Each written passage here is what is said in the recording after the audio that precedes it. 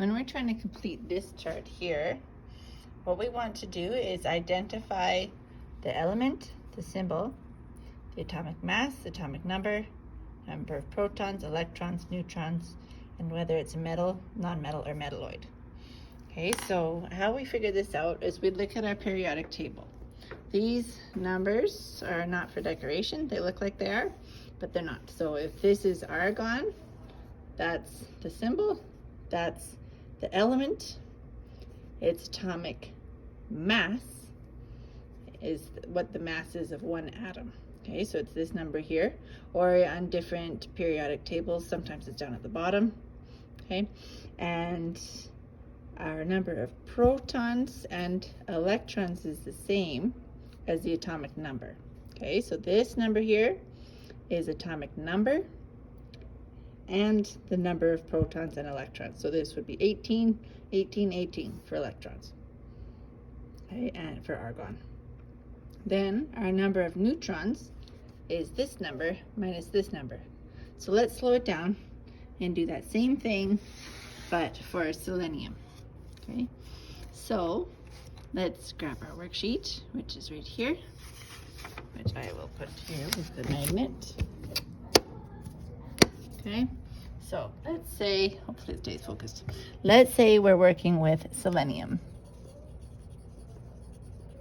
Okay, that's the element. Our symbol is Se, and it matters if it's capital or lowercase.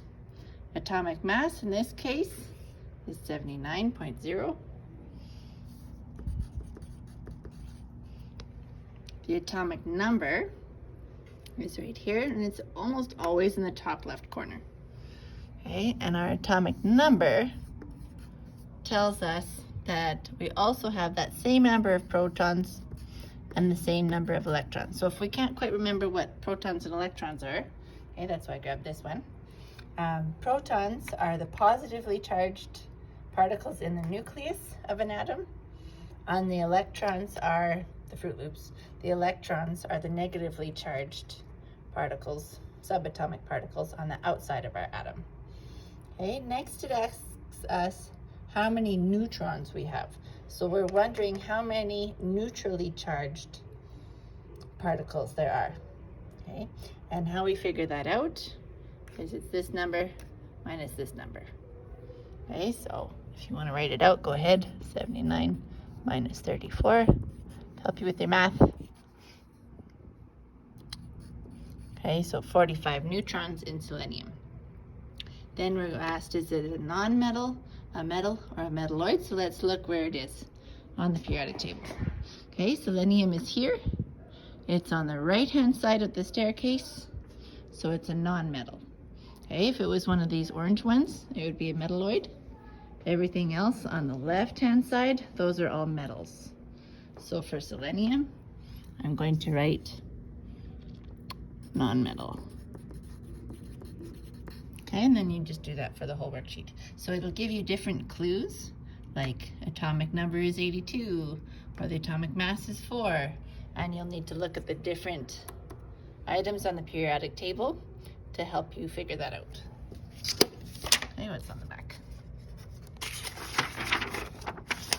Okay, on the back, you just need to practice how many elements there are and what compounds. Okay, this is good practice for you for speed, so that you're not like PB, what's that? Okay, so that you know right away that that's lead and sulfur. Okay, hold off on the name. Don't do that yet, please. Okay, I would like to show you how to do that on a different day.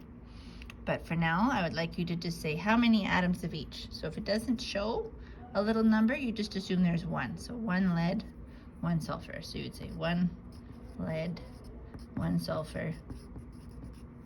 Okay, and total number of atoms, 1 plus 1 is 2. Okay, let's do another sample.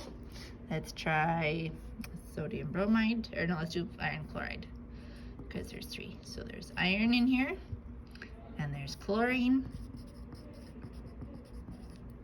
Okay, don't do the name yet. There's 1 iron, and there's 3 chlorines, Okay, that gives us 4 atoms total.